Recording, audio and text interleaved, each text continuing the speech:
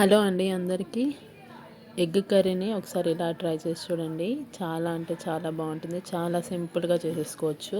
ఒక chicken masala packet ఉంటే సరిపోతుంది. మసాలాలు ఏమి వేయకపోయినా చాలా రుచిగా వస్తుంది.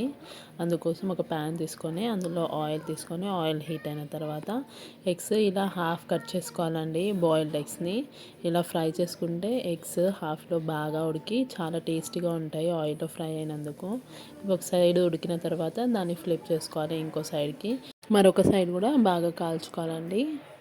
బాగా కాల్చుకున్న తర్వాత ఇవన్నీ తీసి పక్కన పెట్టుకోవాలి.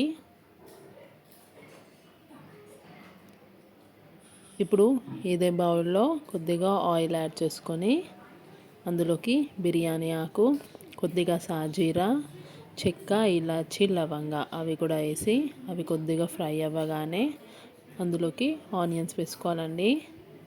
మీకు కర్రీ ఎక్కువ కావాలనుకుంటే ఎక్కువ ఆనియన్స్ వేసుకోండి.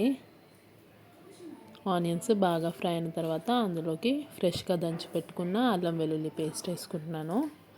తీసుకొని ఆనియన్స్ మంచి కలర్ రాగానే అందులోకి ఉప్పు, కారం, పసుపు, ధనియాల పొడి వేయకపోయినా పర్లేదండి. ఒక చికెన్ మసాలా ప్యాకెట్ వేసుకుంటే సరిపోతుంది. వేసుకొని అందులోకి 4-5 టమాటోలు కట్ చేసి పెట్టుకున్నవి యాడ్ చేసుకోవాలండి. యాడ్ చేసుకొని టమాటోలు మెత్తగా మగ్గనివ్వాలి.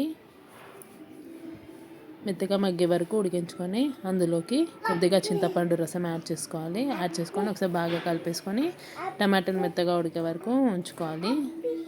మెత్తగా ఉడికించుకోవాలి. మెత్తగా ఉడికిన తర్వాత మనము ఫ్రై చేసి పెట్టుకున్న ఎగ్స్ని కూడా యాడ్ చేసుకొని ఒక 10-15 మినిట్స్ కలిపేసుకొని ఉడికించుకుంటే కర్రీ రెడీ అయిపోతుందండి. చాలా బాగుంటుందండి ఇది వేడి వేడి అన్నంలోకి.